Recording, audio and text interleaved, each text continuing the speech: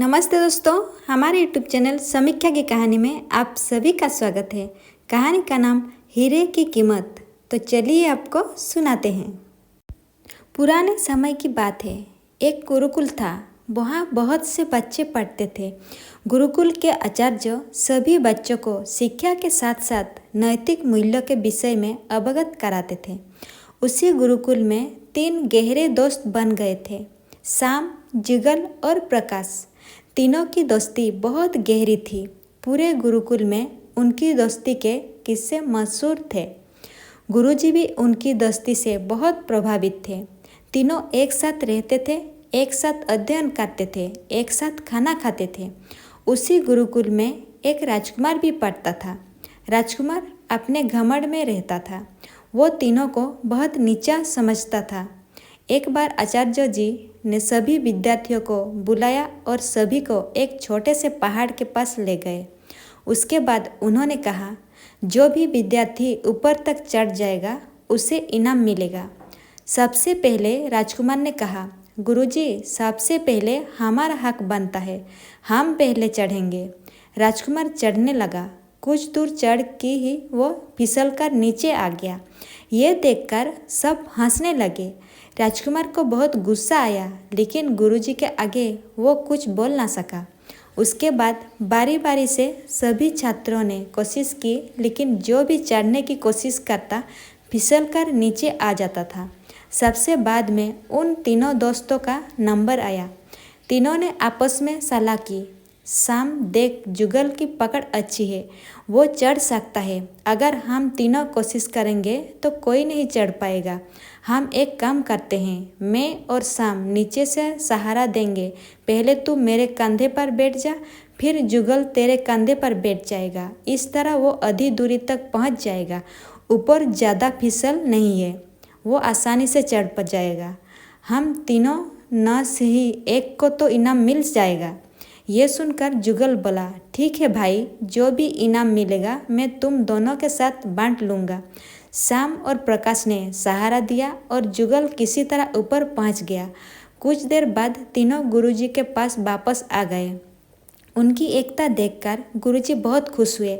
गुरुजी ने एक चांदी की डिब्बी दी और कहा, बेटा, जब मुसीबत में हो तब इससे खोलना। चांदी की डिब्बी लेकर तीनों वापस गुरुकुल आ गए। लेकिन अब समस्या ये थी कि उस चांदी की डिब्बी को बांटे कैसे। उन्होंने डिब्बी को एक जगह छिपा कर रख दिया। उसके बाद श्याम ने कहा, हम तीनों में से जो भी मुसीबत में होगा वो इससे डिब्बी को खोल कर देखेगा। इसी तरह कुछ दिन बीत गए।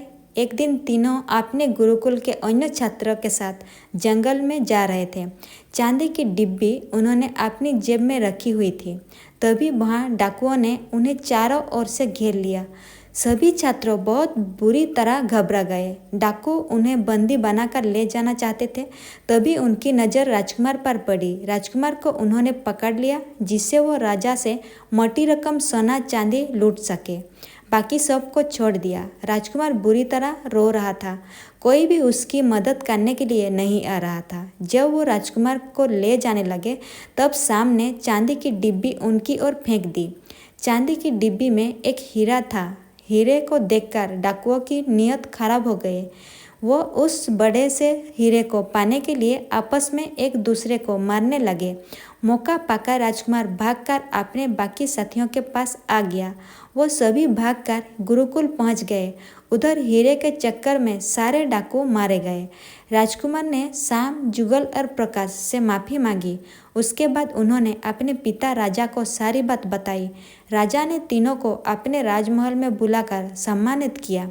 जब वो वापस अपने गुरुकुल आए तो उन्होंने अपने गुरुजी से पूछा, गुरुजी, इतना कीमती हीरा आपने हमें क्यों दे दिया? ये सुनकर गुरुजी हंसने लगे और बोले, बेटा, वो केवल एक कांच का टुकड़ा था जो बिल्कुल हीरे जैसा दिखता था। उसका कोई मोल नहीं था, लेकिन वो अनमोल भी है, क्योंकि उसने तुम सभी को जान बचा ली और तुम्हारे दुश्मन को सदा के लिए ख़त्म कर दिया। अगर तुम उसी समय वो चांदी की डिब्बी खोलकर देख लेते तो तुम उसे पाने के लिए आपस में एक दूसरे दुश्मन बन जाते। इसीलिए मैंने मना किया था। मुसीबत में तुम्हें हीरे से ज़्यादा अपनी जान प्यारी लगी, इसीलिए तुम्हारी जान बच पाई। उस दिन जब मैं तुम्हें पहाड़ पर चढ़ा रहा था, तब तुमने एकता दिखते हुए अपने साथी को ऊपर चढ़ने में मदद की। गुरुजी की इस शिक्षा से सभी छात्र बहुत खुश हुए। तो दोस्तों, कहानी अगर अच्छी लगी हो तो वीडियो को लाइक कीजिए और चैनल को सब्सक्राइब कीजिए। साथों साथ बेल आइकन को प्रेस कर दीजिए। मिलती हूँ मैं अगली बार इसी तरह एक नई कहानी के साथ। Thank you.